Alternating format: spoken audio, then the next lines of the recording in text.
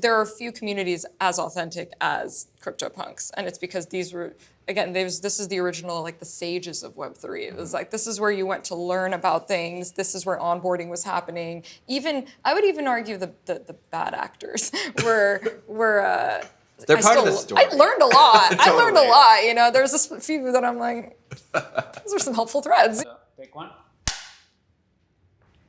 Hey, I'm Ian de Borja, and I'm here speaking with some of our key community members. Hey, I'm Tina. I head up community engagement and events at Yuga Labs. The Web3 world knows me as Spicy. I'm Simon de la Rouviere. I currently run my own business doing publishing and art and media. I've been in the crypto space for 10 years now, starting development. My name is Isaac, and I'm here to talk about PunkDAO a little bit. We do community organizing. We're really a place for punks to come together is kind of our ethos. Someone once called me the social chair of the CryptoPunks, so. So how did you first hear about CryptoPunks?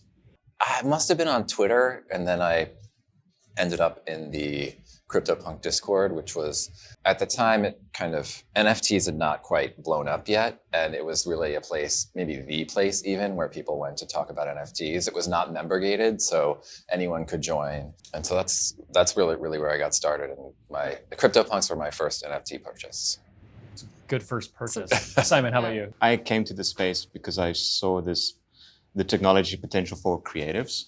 And so when this first sort of like strange art project came on the scene, it was like just really interesting and exciting. And I actually went back on my old tweets and I saw like I spoke about it in like 2017, around 2018, 2019. I mean, we were also experimenting at the project I was working at with like social collectibles and so on. So that was like kind of stuff that was on my radar. And then in 2019, it was just, I came to the Rare Arts Festival here in New York, and I was just like, became just extremely enamored with the project and the idea and everything. Yeah, similar to Isaac, I first saw punks probably it was either December 2020, Jan 2021. NBA Top Shot had exploded. I dove into digital art and saw punks.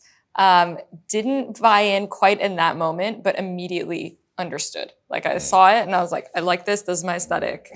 And then came in later, but won't be leaving. For those who don't know, can you explain, if you can, high level, like what a DAO is? If I could attempt, like broadly as possible, it's just really a collective structure of people collaborating together for like specific goal, explicitly using blockchain technologies somewhere in the stack. I mean, that's as broad as it is, basically like an organization of people coming together. So I mean, like Flamingo has a very specific legal structure and using smart contracts in a specific way, and this might be different. I mean, generally it's just, as the waters have receded in the market. So eloquent. The froth. It's a bit quieter, but there's still like everyday interest in like finding new, interesting and exciting things. Because ultimately, if you look at it from an investment perspective, like this is the time when people are building new legacies that by the time that the waters have returned, that then this will be cornerstone things. I mean, CryptoPunks was started in 2017, but it only saw broad mainstream appeal in like 2021. So it takes a few years sometimes for these things to pay off. This is the part where you give us the alpha. What is the alpha? Yeah. Go on. Was there like a common thread you saw between the conversations happening, like beyond CryptoPunks, that you noticed like among the people? Like, was it music? Was it other types of digital art?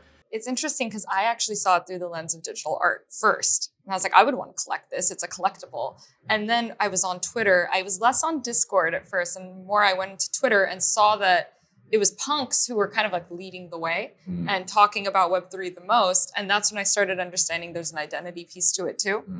I think it's like even more than like the sort of Grail of digital art. I think it's going to have like history as like in art in general. Yeah. And when you say collectible, like that's slightly different from digital art, and that people are excited about kind of, oh, I want to have sets of these things, or I'm excited about these particular traits. Like, that. And I know the tagline when you go or like on the Twitter or their profile is like digital collectibles on the Ethereum blockchain or something. So so that's like a distinction that you make in your head. When you put art into the world, it stops being what the intent is of the creators, and then the rest of the world puts their intent into it, and then it attracts like new meaning. Yeah. So for you two, where it's like you're managing like portfolios, was that a hump for you two to get over, or was that an easy? I think there's certain backstops to a process like that. Obviously, the first one is that, to a certain extent, this community also thrives on reputation. Mm-hmm. So, it's like, if you're not going to make it if you ruin your reputation, even if you're pseudonymous. And like, if one is in media, then you also realize that the most important thing is distribution at the end of the day. So if you ruin your reputation, you lose your distribution. But obviously the fact that you also then utilize smart contracts in certain parts of the process, there is a certain amount of like, okay, well, I don't really have to 100% fully trust this person because the smart contract is taking some of the burden there, like escrow or like, some of these NFT lending platforms and things like that. Did you know that like the IRL component was going to be like essential to like the CryptoPunk community is strong, like especially through like when the tides have pulled back to use, For me, there's nothing like in-person connection, and just meeting the people behind the NFTs. And I remember even early on going to like my first NFT NYC and meeting people and finding out like, oh, that's a punk holder, oh, that's an ape holder, and it was like shrouded in mystery, and it was exciting to kind of put it together, put the personalities together, and people can be different versions of themselves on Discord and in person. And I think that humanizing layer is really, really important. And I think just helps you form an even deeper bond with your JPEG.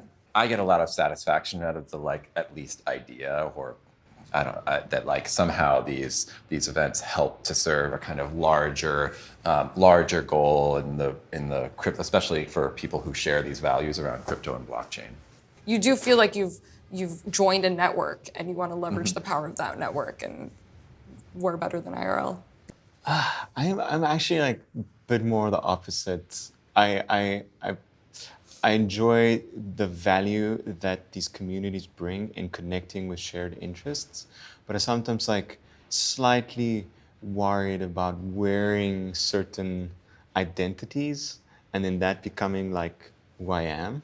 So I'm always like slightly wary about like becoming too invested into like what this represents to me. But I still love what collecting and what it represents and how it makes me feel. I'm just like, my ego controls me if I'm not paying attention. Trying to just create distance. I have a lot to learn from you. Same. I'm just trying. Same. Words of wisdom.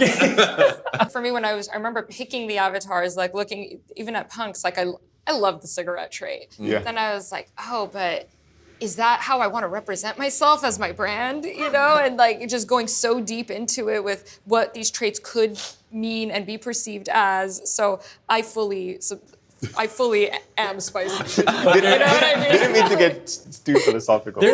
No, it's something that I probably should have considered a while ago, but that ship has sailed.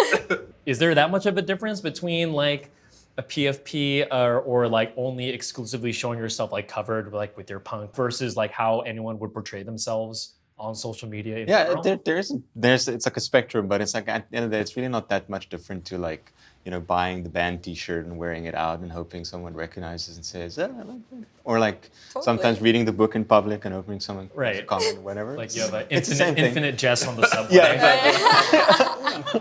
Yeah, right, same thing.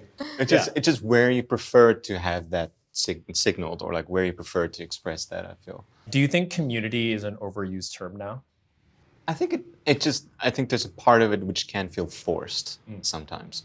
There's this fun party happening here, and like it's so fun and great, and then there's just like nothing there. That kind of like trying to force the energy.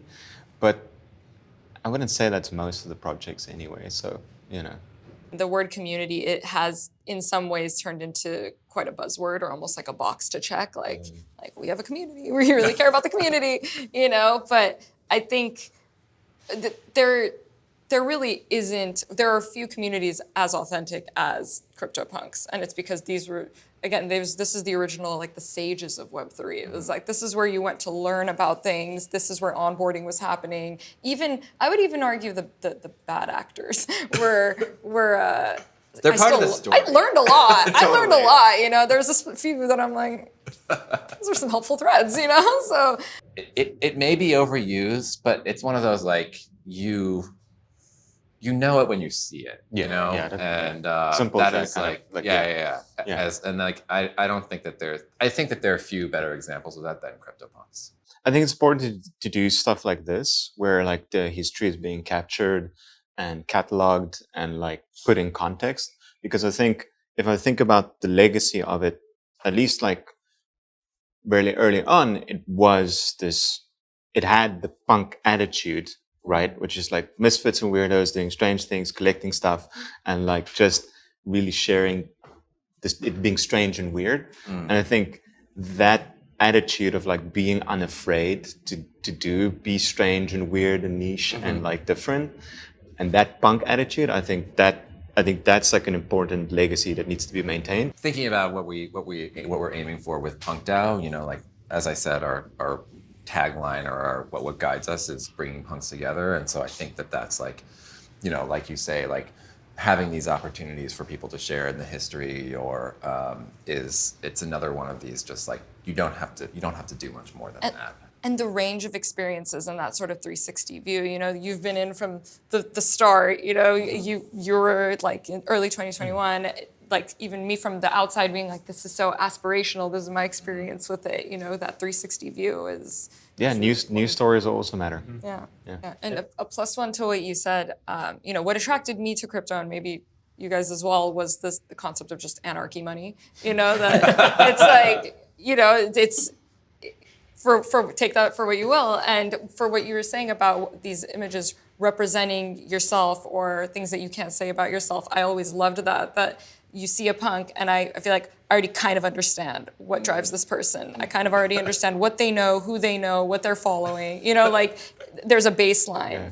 It says something. Yeah. Totally. And like 100 years from now, how do you hope CryptoPunk's legacy or story is told? It's something to fully confess, I'm like a little bit worried about, because I think for people who collect these and recognize that the future, that there is just probably this inevitable, a lot of these are going to end up in permanent collections, as these become more valuable, and as these become like part of, you know, institutions, that they'll become ever more out of reach for people who are interested in joining the community for the sake of the community, and there'll be fewer of them in circulation that serve as entry points for that. Of course, I want them to get like appreciated value. That's part of the whole point. But it does come with, as you say, that dynamic of just like, what does that mean for the community? Legacy. I think it's legacy has to be taken in context of also, I think, how blockchain technology will change, you know, 100 years from now. Obviously, like it's getting harder and harder to predict the future, but if we're assuming that this technology will stay around, when you realize what this technology is, it's like an immutable ledger that keeps its history with it, right? And so you can even extrapolate further than 100 years when you realize that sometimes the value of certain artwork comes from its provenance, right? And with a lot of artwork, we've lost some of that provenance, right? But really valuable artwork has kept their provenance. There's this like a lot of care taken for, it keeps it archives and records safe.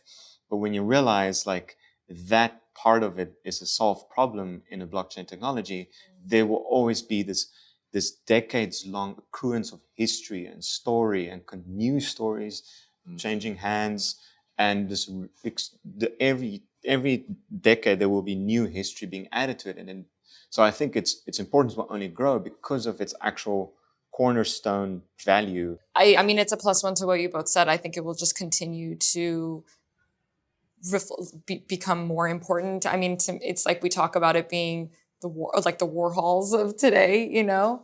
It's the representation of a movement, a new movement that happened now, and it is an interesting point you make about the pieces getting locked away and what that means, and it's also interesting is when people collect art and pass it down to family or some things like that. This is interesting for it to be a community token that's getting passed to family, and what that means, and will people be participating? So that's it is going to be a shrinking group. In 2023, it's still a conversation that's being had. It's like CryptoPunks is still the most important digital art collectible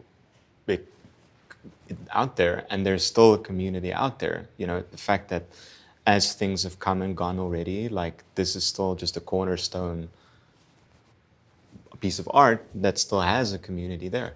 So that's what it says about 2023. The fact that it's still there and thriving.